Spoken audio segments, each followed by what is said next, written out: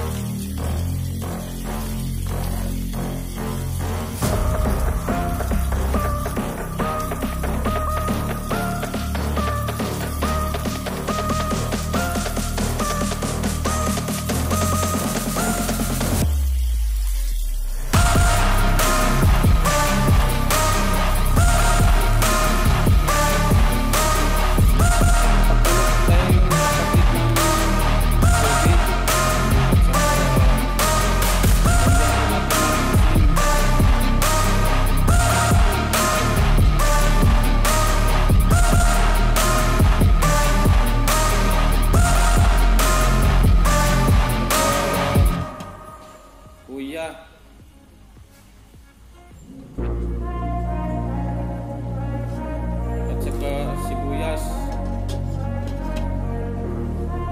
at ang tanglad.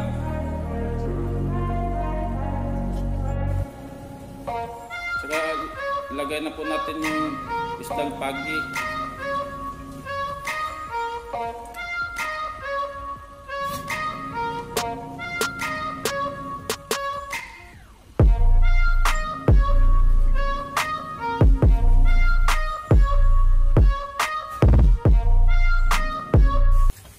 Pag kumulo na po si kapatid at saka naluto na,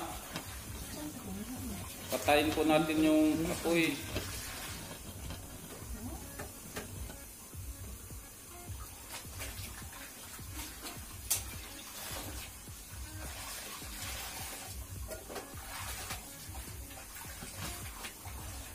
At saka isipirit po natin yung isdang pagi.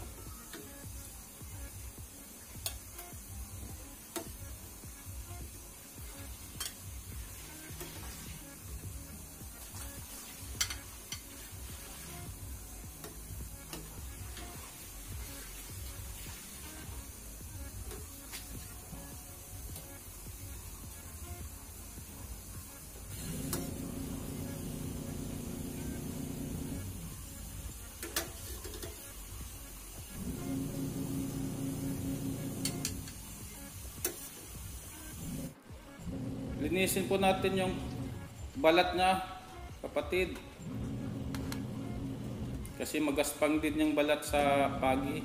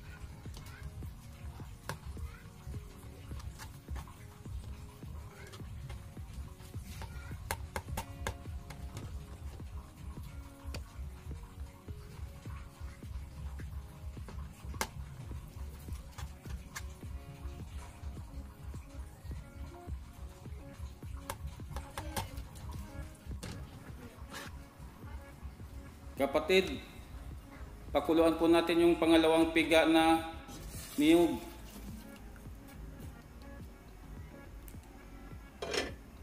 At saka lagyan po natin ng asin, sili, tanglad,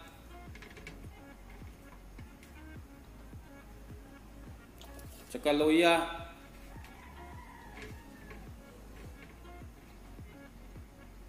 saka sibuyas. Saka lagyan po natin ng paminta, pamintang buo.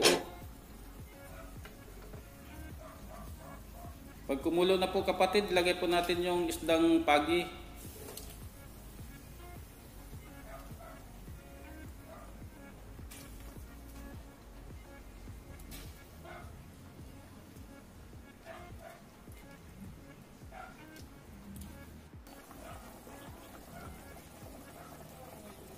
Tsaka yung unang piga po kapatid, ilagay na po natin yung pure na gata.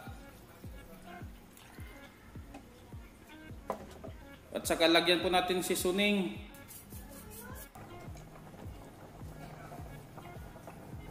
At saka ilagay na po natin yung malunggay.